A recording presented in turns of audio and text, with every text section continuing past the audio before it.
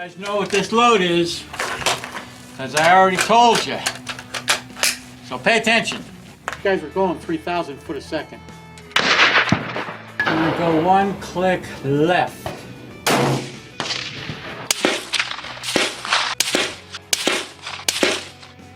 Well, it feels like you're getting punched in the face. Got it again. I think I got it where it belongs. The time I flipped it up, it hit too. Hey guys, Lencac here. Out at the range again today. Got a pretty nice day today because of the rain we had this last weekend. It cleared most of the smoke out. And so right now it's very nice out. And as you can see, it's going to be about, it'll be warm up today, but right now it's excellent. And before we get started, I need to make mention of there is the mighty 17-second Crown Vic.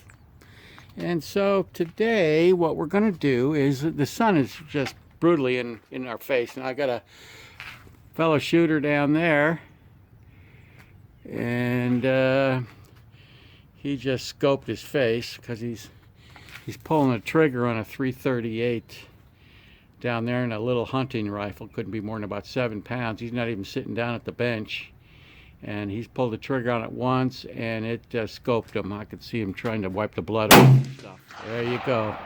Who knows what that guy's doing? He's dangerous. But at any rate, I'm going to shoot the Grunig today. I have a little bit of a experiment set up for it, something that I've kind of always wondered about.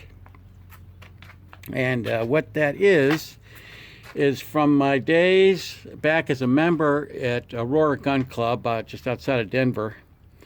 There was a lot of bench rest shooters there, and you know what I'm talking about, the bench rest guys with their $6,000 bench rest rifles and all their bags and setup and talcum powder and all in their 2-ounce triggers and all that stuff. But one thing that they almost all did, which I'm curious about today, is most of those guys, when they would load ammunition for their bench rest rifles, usually they were like 6 PPCs or something. I think that was a popular thing back then.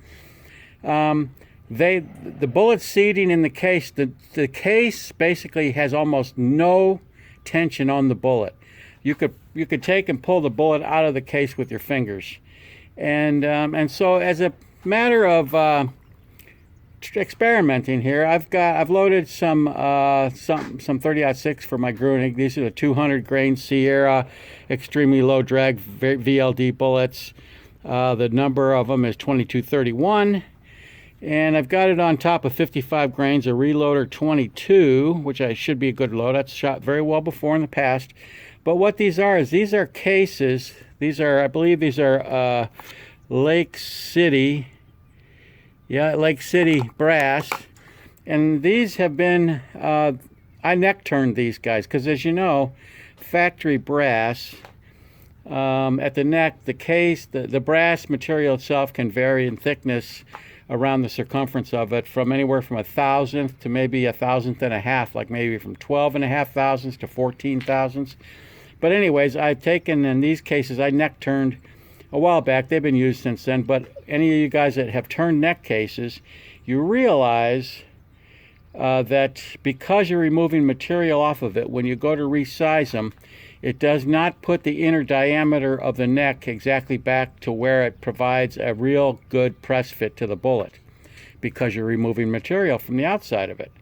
And so with that in mind, these bullets that I have loaded here, that I've seated here, they have almost no tension on the bullet. I'm pretty sure if I wanted to, I could pull the bullet out of the case with my fingers.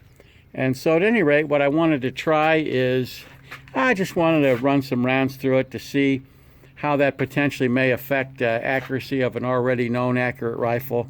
Just kind of curious to see, and what the hell, it's another excuse for me to get out to the range. So at any rate, guys, I'm going to, got some stuff to do yet, so let's get started, try this out. These rounds are basically, I wouldn't even call them pressed into the case. They're very loose in the neck. They're only enough in there to just kind of hold them in place at all. And as a matter of fact, some of them I could easily pull this, just grab this and pull it out. But what I'm going to do here is I've got them seated to about 50 thousandths off the lands. And so, but right now I'm kind of fighting the sun being in my face, as you can tell. And so what I'm going to do here, and this is my new Arkin scope. It's 6 to 24 power, I think. 6 to 24 power. I got it at 18 power right now. And I need to see if I can.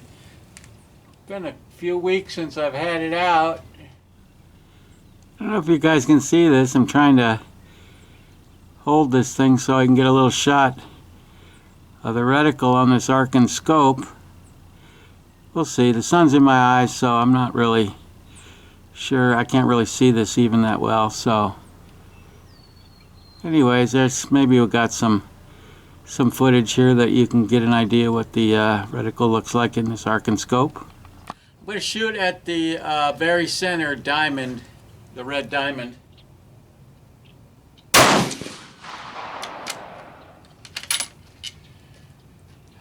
All right, let's take a look and see where that one went.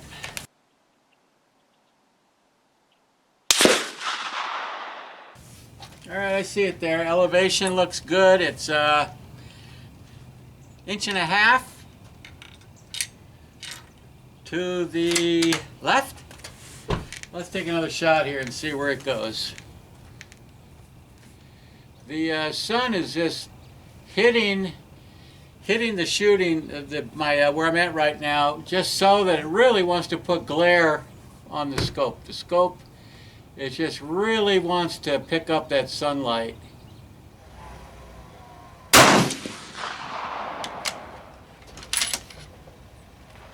Take a look. So that's a pretty good load.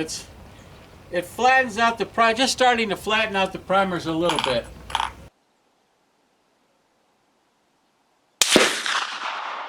Well, that appears that it was touching my first shot. Let's try one more here, and after this I might be inclined to just wait till the sun comes up a little more, because it's raising havoc with me being able to keep glare out of this. I even have my sunshade out and everything, but it's right there.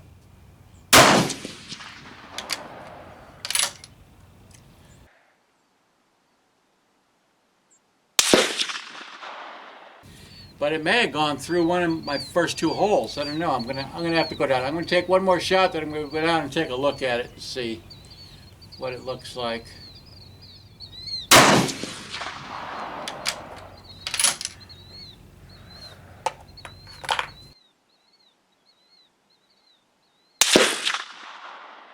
All right, that one came over.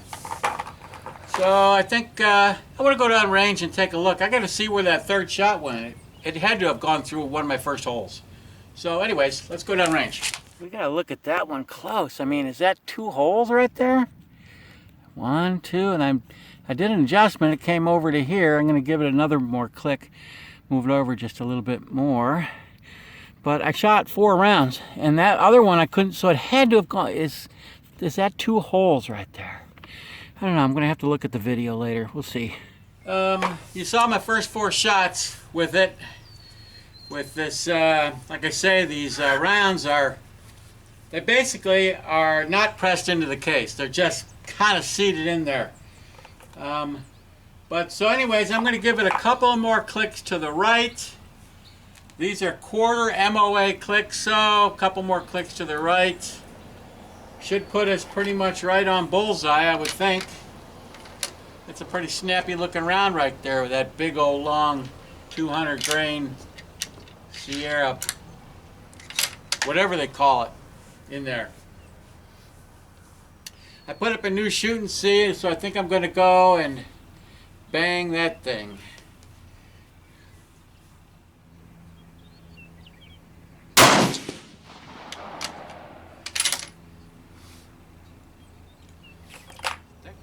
thinking that looks like a bullseye. That's about as bullseye gets right there. I'm trying to be gentle with these rounds because, like I say, the round is not really pressed into the case. It's just kind of in there. All right, let's.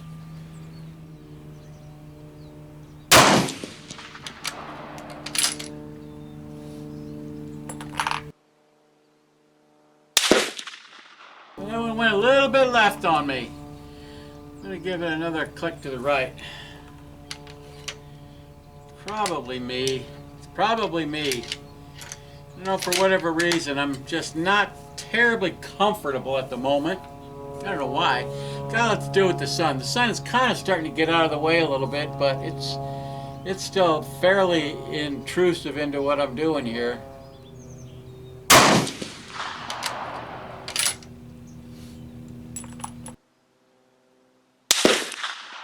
All right, we got 2 of them in the orange. Let's see if we can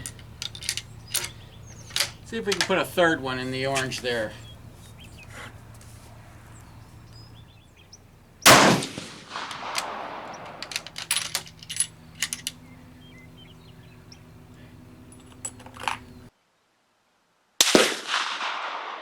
All right, guys,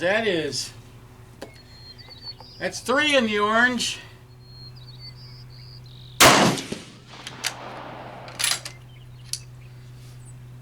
Okay. It's another one in the orange. Let's see if we can make it 5. I think that one that went a little left on me, I think I must have pulled that one, obviously. I'm only human, people, I think.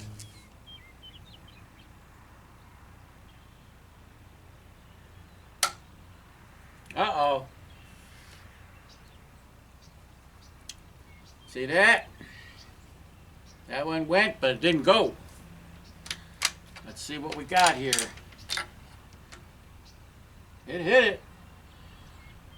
Let's stuff her back in there and hit her again. See what happens. That's a rarity. Nope. That one would appear to be a dud. Huh. I'll have to take that one home and tear it apart.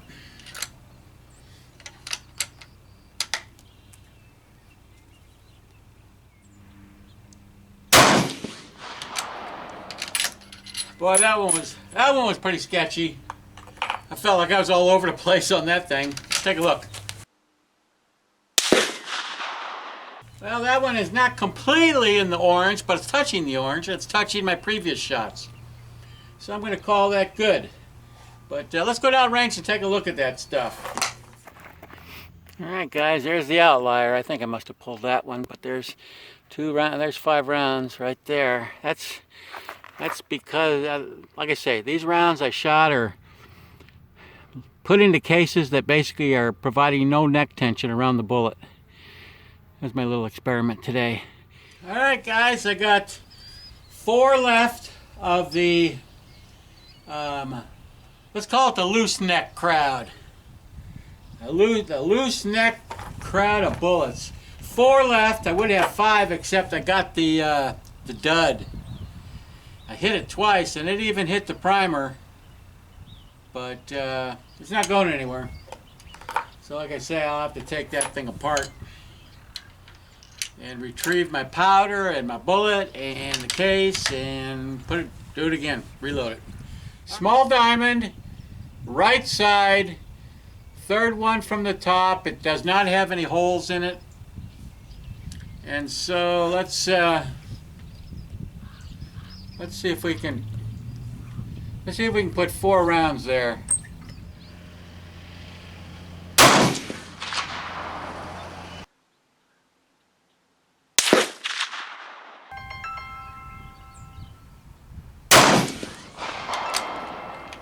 I got somebody, probably my car warranty. Oh yeah, They want to remind me that my car warranty is getting ready to expire. Tell them when they're ready to fix my paint, I'll talk to them.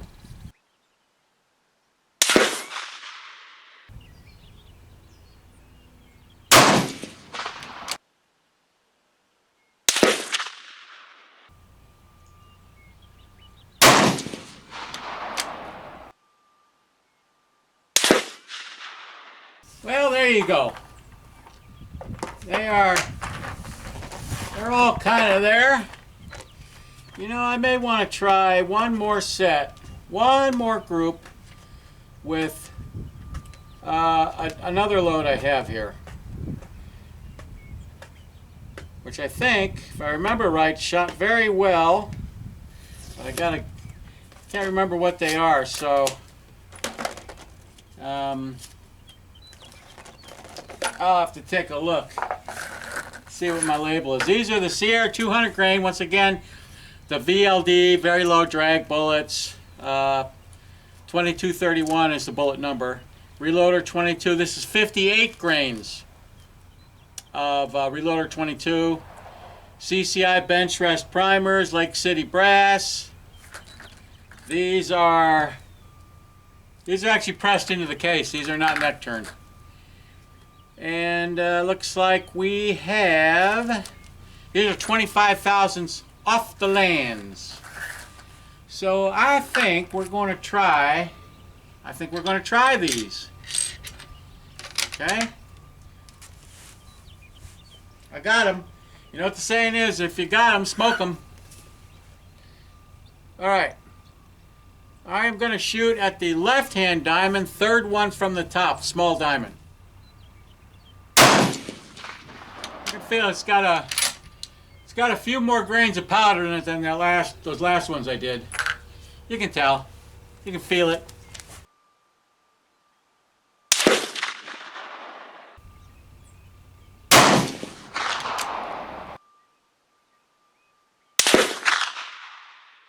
I know it.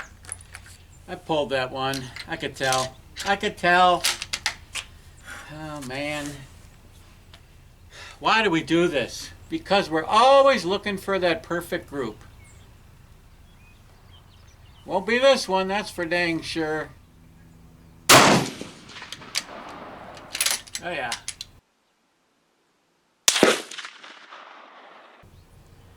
Yeah, it's flattening the primer out a bit more too. Tell you what, we had that one knucklehead I showed you at the beginning of the video. That guy was over there shooting a tiny little hunting rifle in .338 Winchester Magnum or something, but it's .338 Magnum something. So that clown he's like this.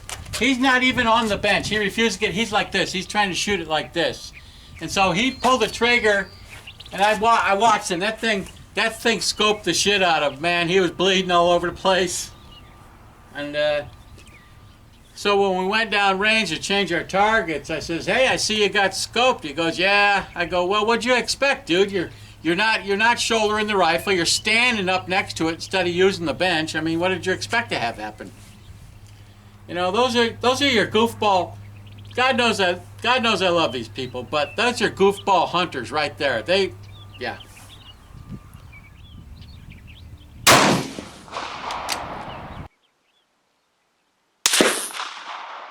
Alright, that's a little better. It's a little better right there. Alright, one more.